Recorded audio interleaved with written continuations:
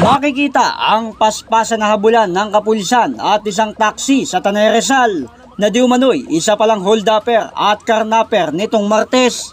Ayon sa pulisya, alas 11 pasado ng gabi nang mangyari ang pang-hold up sa isang 62 anyos na taxi driver at gayon din sa pagtangay nito sa taxi na ginamit pa sa pagtakas. Base sa investigasyon ng pulisya, nagbook ang hold-upper ng taxi mula sa Aurora Boulevard, Quezon City, patungo ng Angono, Rizal. Well, itong suspect ay from Aurora Boulevard, Quezon City. Nag-book siya ng taxi papuntang Angono.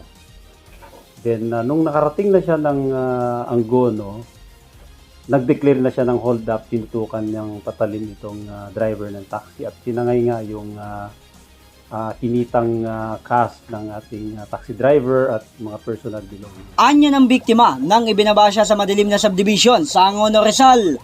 Agad niya na itinawag sa kumpanya ng taxi ang naganap na holdapan at pangangarnap. Nakuha naman sa driver ng holdupper ang 1,500 pesos na kanyang kita sa pamamasada. Na-trace naman nila ang sasakyan sa tulong ng GPS na nakakabit sa taxi.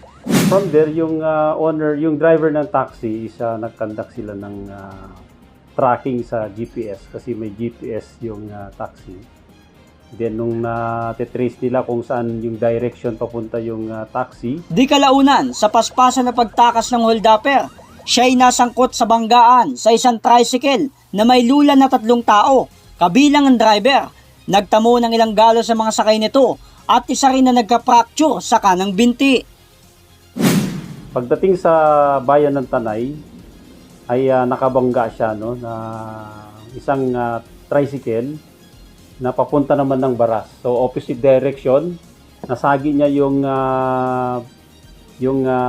carrier, at doon na aksidente yung dalawang pasahero at yung tricycle. Matapos makadisgrasya ng holdupper, patuloy pa rin ang kanyang pag-eskapo hanggang sa tumungtong ito sa barangay Halayhayin, Pililla, Rizal, bandang alas 6 na ng umaga, kung saan siya na-corner ng mga kapulisan. Hindi naman itinanggi ng suspect na si Elias Mark na may edad 39 anyos ang kanyang nagawang krimen. Hold up po yung driver. Tapos po? Iniwan ko na po siya dun sa lugar. Sa akin, hold up lang po. Tapos ang balak gawin sa mga sa sasakyan po. Iiwanan ko rin po yun. Anya pa, nagawa niya ang krimen dahil umano sa bisyo. Sa sugal po, tsaka po sa drugs po. Dagdag pa, ang suspect ay nakulong na rin noong taong 2018 sa parehong krimen at paggamit ng illegal na droga. Nakulong po ako dati. 2018 po. Giit ng pulisya, may mga nagtuturo rin sa suspect na kanya rin palang nabiktima nitong mga nakaraang araw. Actually, nung October 21, may the same incident, similar incident.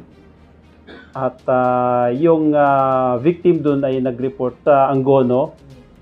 At yun nga, ay tinuturo itong nahuli natin ngayon. So pangalawa na tong incident. Sa ngayon ay nakapitan suspect sa Angono Custodial Facility at posibleng maharap sa patong-patong na kasong robbery with carnapping, reckless imprudence, resulting multiple injuries and damage to property. J. Martin, JKRS News and Public Affairs.